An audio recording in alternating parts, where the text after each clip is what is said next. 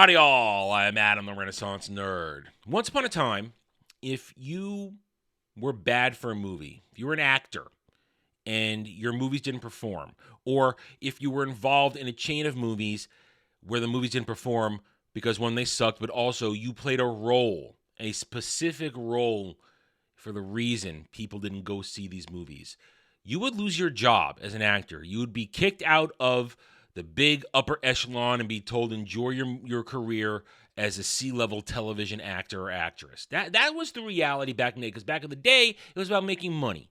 It wasn't about identity politics. It wasn't about what color your skin was, what gender you were, where you stick your dick. It was about, can you make money? Will you make profit for the company? Are you marketable?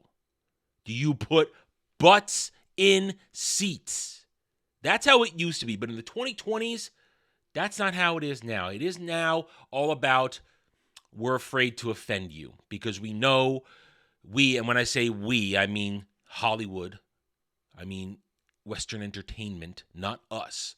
Because us, the regular Joe, us in the Iron Age, we would say, pack your bags, go get in line, brush off your resume for going to get ready to wait tables again. No. Hollywood is afraid to punish these people who have been selected to be big things because they're afraid of their social media presence. They're afraid of the fake backlash that a bunch of bots and stands are going to push on them when these things occur. When you tell the truth based on the facts and the logic that somebody is not marketable, is not profitable. Which is why we are going to be stuck with Rachel Zegler.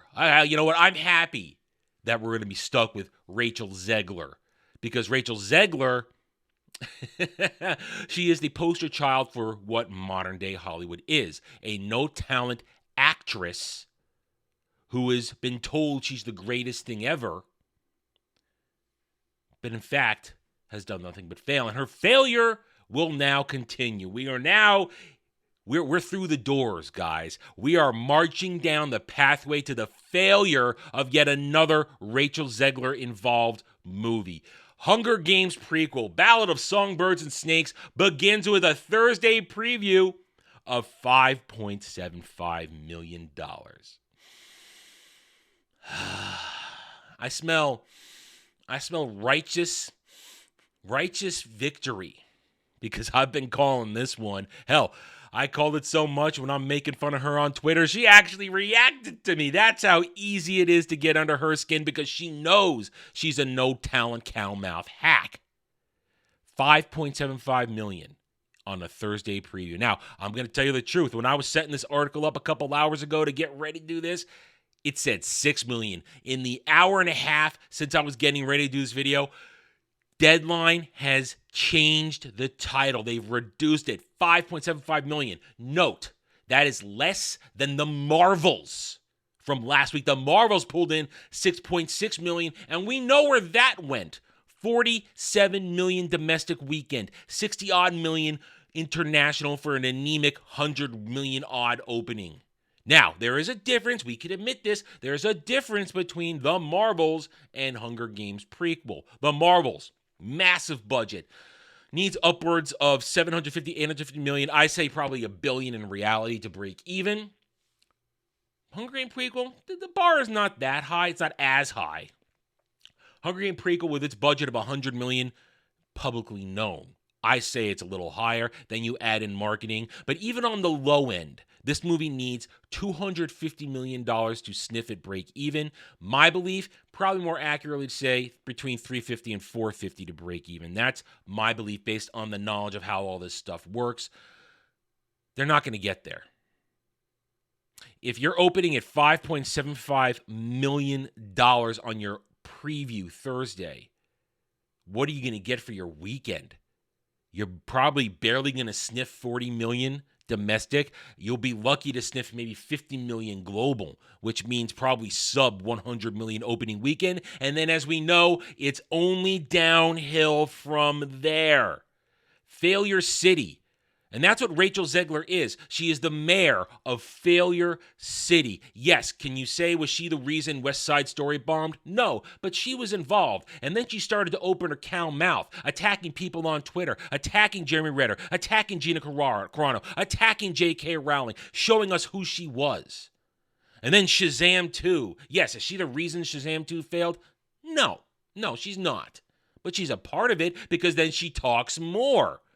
And people don't want to hear it. Then the strike. She talks more. People don't want it. Snow White. She talks more. People are already against that movie. This movie, she keeps talking, running her narcissistic cow mouth.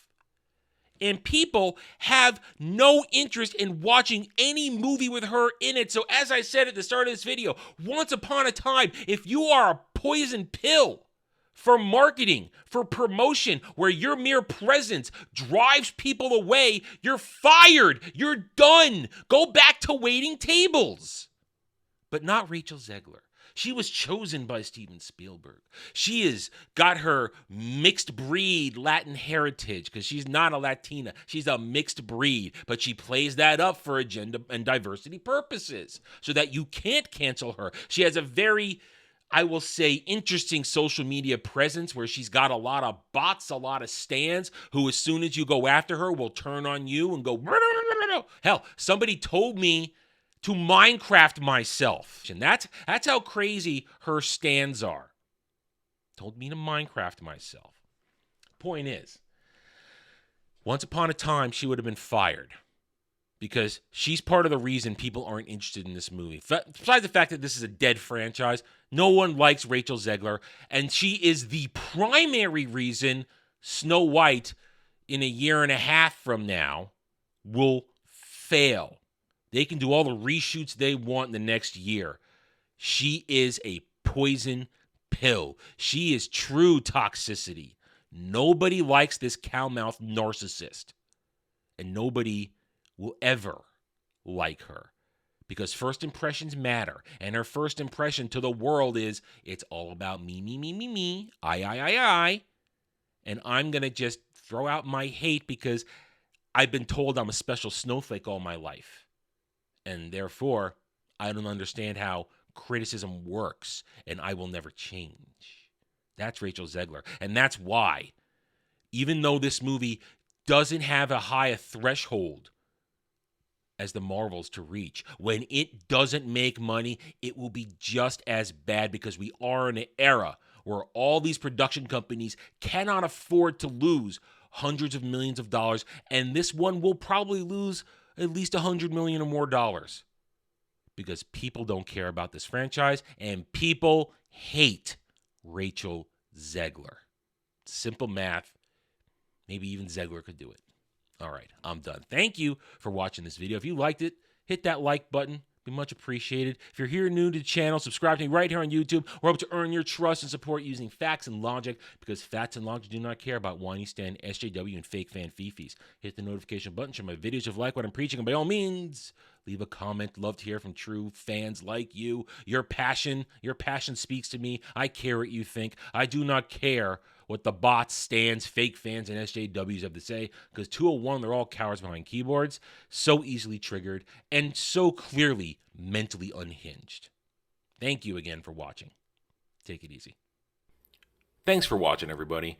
If you'd like to reach out to me, please email me at theranernerd@gmail.com for all channel business purposes. I am on Twitter now, mostly for promotion and sharing of videos, maybe a little shit stirring here and there, who knows, at The Ren Nerd. You can also find me at the Geeks and Gamers forums under @ROAS, and you can see me on Rumble and Odyssey under The Renaissance Nerd. Thanks again for watching. Take it easy.